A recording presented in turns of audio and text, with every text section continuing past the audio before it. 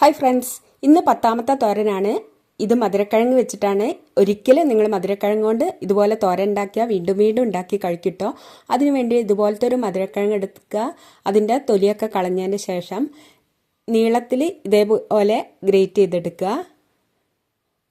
ഇതെല്ലാം ഞാനിപ്പോൾ ഗ്രേറ്റ് ചെയ്തെടുത്തിട്ടുണ്ട്.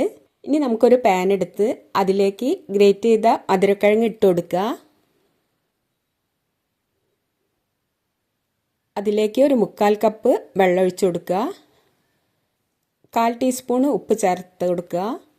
പിന്നെ 1/4 ടീസ്പൂൺ മഞ്ഞൾപ്പൊടി, 1/4 ടീസ്പൂൺ മുളക് പൊടി എല്ലാം കൂടെ ചേർത്ത് നന്നായിട്ടൊന്ന് മിക്സ് ചെയ്തെടുക്കുക.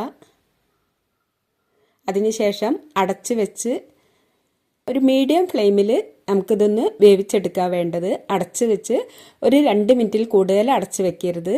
വീണ്ടും അടിമേലെ ഒന്ന് മറിച്ചിട്ട് വീണ്ടും ഒരു 1-2 മിനിറ്റ് അടച്ച് വെക്കുക. വീണ്ടും ഇതേപോലെ ഒന്ന് മറിച്ചിടുമ്പോഴേക്ക് ഞാൻ 2 പ്രാവശ്യം മറിച്ചിട്ടെടുക്കുമ്പോഴേക്ക് മധുരക്കിഴങ്ങ് വെന്തിട്ടുണ്ടായിരുന്നു. ഇനി ആ പാനിൽ കിടന്ന് ബാക്കി വെന്തോളും. ഇതിനി നമുക്ക് സ്റ്റവ് ഒന്ന് മാറ്റിയിട്ട് വേറൊരു പാൻ വെച്ച് കൊടുക്കുക. അത് ചൂടായി വരുമ്പോൾ 2 ടീസ്പൂൺ അളവിൽ വെളിച്ചെണ്ണ ഒഴിച്ചു കൊടുക്കുക. 1/2 ടീസ്പൂണ് കടുക് ഇട്ട് കൊടുക്കുക. കടുക് പൊട്ടി വരുമ്പം ഒരു വറ്റൽമുളക്, ഒരു തണ്ട് കറിവേപ്പില എല്ലാം കൂടെ ഒന്ന് വഴറ്റിയതിന് ശേഷം ഒരു സവാള കുനുകുന അരിഞ്ഞത് ചേർത്ത് കൊടുക്കുക. സവാള ഒന്ന് വഴന്ന് വരുന്ന സമയത്ത് 1/4 ടീസ്പൂൺ ഉപ്പ് ചേർത്ത് കൊടുക്കുക. ഒരു കപ്പളവിൽ തേങ്ങ ഗ്രേറ്റ് ചെയ്ത് ചേർത്ത് നന്നായിട്ട് ഒന്ന് മിക്സ് ചെയ്യുക. ഇത് ബ്രൗൺ ആവുന്ന വരെയൊന്നും വെക്കണ്ട, 1-2 മിനിറ്റ് ഒന്ന് വഴറ്റിയാൽ മതി. അതിനുശേഷം 1/2 ടീസ്പൂണ് കുരുമുളക് പൊടി ചേർത്ത് കൊടുക്കുക.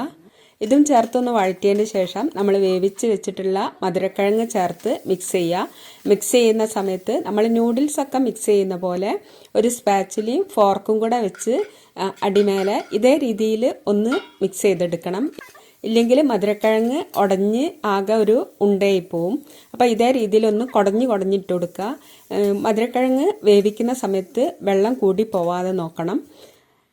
ഇങ്ങനെ മിക്സ് ചെയ്തതിന് ശേഷം നമുക്ക് ഫ്ലെയിം ഓഫ് ചെയ്ത് ഇത് ഒരു 2 മിനിറ്റ് അടച്ച് വെക്കുക. ആ ചൂടിൽ കിടന്നിട്ട് നല്ലൊരു ടേസ്റ്റ് വരും. അതിന് ശേഷം സെർവ് ചെയ്യുക. നല്ല ടേസ്റ്റാണ്. ഒരിക്കൽ തയ്യാറാക്കിയാൽ വീണ്ടും വീണ്ടും ഉണ്ടാക്കി കഴിക്കും. നിങ്ങൾക്ക് വീഡിയോ ഇഷ്ടപ്പെട്ട ഫ്രണ്ട്സിന് ഷെയർ ചെയ്യണേ. താങ്ക്